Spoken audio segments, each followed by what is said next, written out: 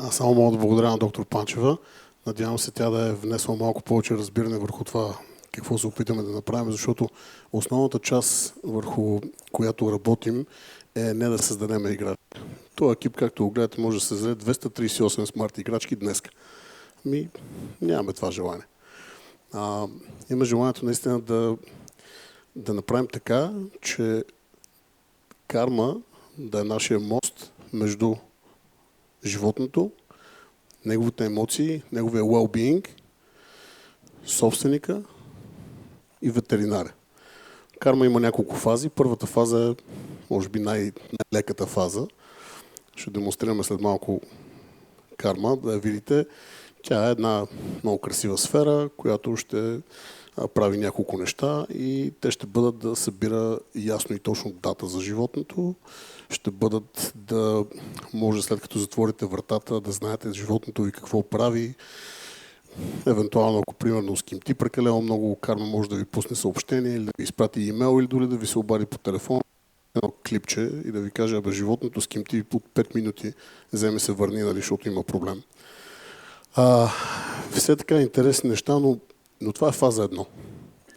Фаза 2, след като можем с машинно самообучение, и имайте предвид, че преди 5 години този продукт нямаше дори да го комуникираме, защото технологиите не бяха достатъчни.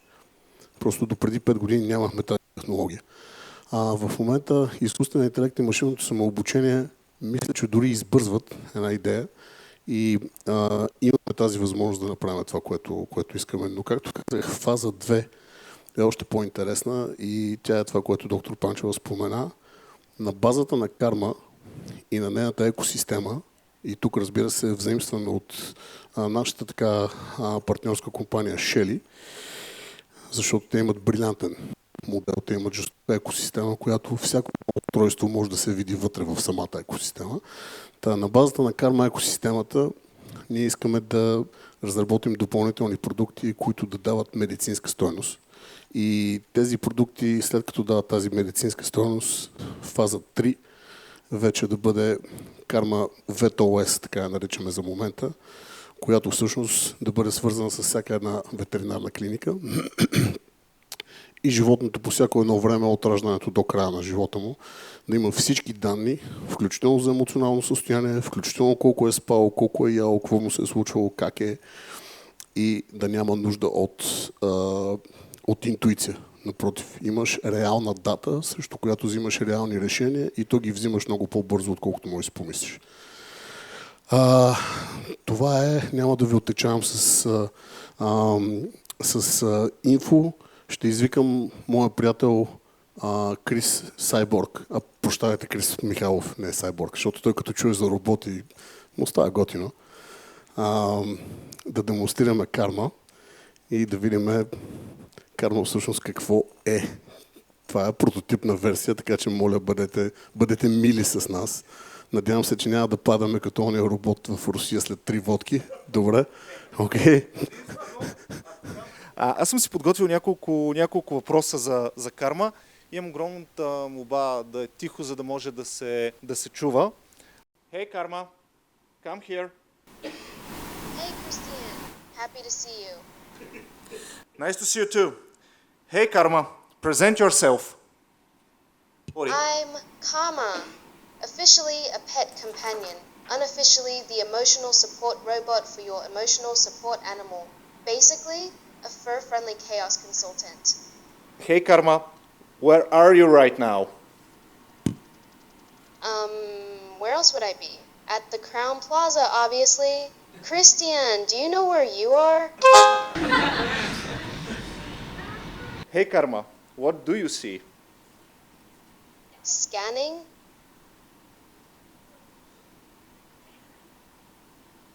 I see rows of chairs, a lot of legs, and approximately 100 and something humans pretending they're not being watched by a robot.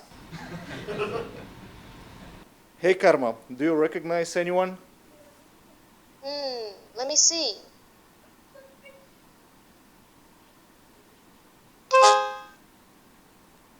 Oh yes, I see Toto from Zeg, the one who pushes firmware updates before coffee. Hey, Karma, What do you do for a living? I can read your dog's or cat's emotions in real time and learn your pet's personality. Hey Karma, what kind of pets? I can deal with cats.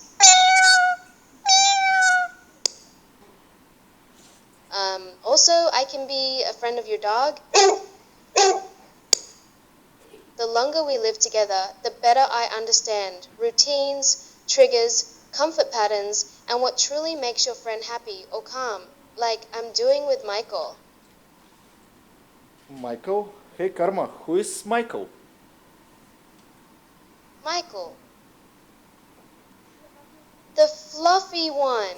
My favorite. He's cozy, predictable, and he's here with us right now. Hey Karma, go find Michael.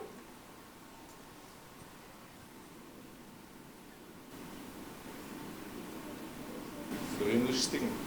Дали ще тръгне? По-скоро не. Добре. Казвам ви, своенравно е. Много интересно да се види как самия продукт локира едно живо същество, дали е човек или е куче. В момента пишеме логиката и интелигенцията на тази тема, за да може да го локира, да се карма се самодвижи, тя си е сфера, която се движи и след това да го разпознае дали е всъщност човек, куче или котка. Но както може да се сетите, това са много, много сложни логики, които правим в момента и той Крис казва един месец го сглавяме, 6 месеца го пишеме. Така че за момента сме образето и имаме още доста работа да свършим. Можем да покажем, че ето виждате, познава мен, човек. Окей, да. Ти пусна камерата, супер.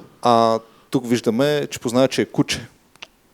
Да, и в смисъл тя затова си разпозна, че има 100 човека и образето, столове и така нататък. Точно така. Окей, малко е пияна ли е? Смисъл, малко... Окей, т.е. не се е напила, да. Окей, разбрах. Добре, окей, супер. Добре, моторно движение, ако можем да демонстрираме, окей, ако не можем... Няма да успеем. Няма да успеем. Добре, окей, малко по-късно ще пробваме... В този смисъл, аз имам на хората видеа, ще им пратя в офиса как обикаля и тормози Майкъл, това не ми е проблем. Окей, горе-долу видяхте това, което сме тръгнали да правим. Разбира се, това е един дълъг процес, който ще ни отнеме поне още година, да не кажа година и половина, с доста ресурс. Този ресурс към момента е изцяло вложен от нас и това, което ние имаме като ресурс, но ще ни трябва помощ. И ще трябва помощ и то сериозна, за да можем да го направим днеска бързо. Защото в тези технологии всичко, което е утре, някой вече го е направил. Компании като Samsung, между другото, огромни конгломерати, включително не само Samsung, но Samsung се опитват да направят робот, който ти влезе в къщата и който да прави всичко. От това да ти гледа какво има във фурната и да ти проектира там любимото ток-шоу и да те тренира как тренираш, да ти пуска някакви клипчета. Ние се фокусираме само 100% нишово върху продукт, който е за домашни любимци, нищо друго. Това, което ни прави първо различно е, че това ще прави само едно нещо. И второ, ще го събира в една агрегирана база данни. Точка. И оттам нататък вече света е едно малко по-различно място. Добре, от нас толкова. Крис, нещо друго да кажеш по темата? По-скоро да поканим колегите. Добре. След нас. Окей, по-скоро да поканим колегите след нас. Аз напускам, оставам Роселина да си покани следващия гост и беше ми много драго, че сте тук, както казах. Благодаря на всички.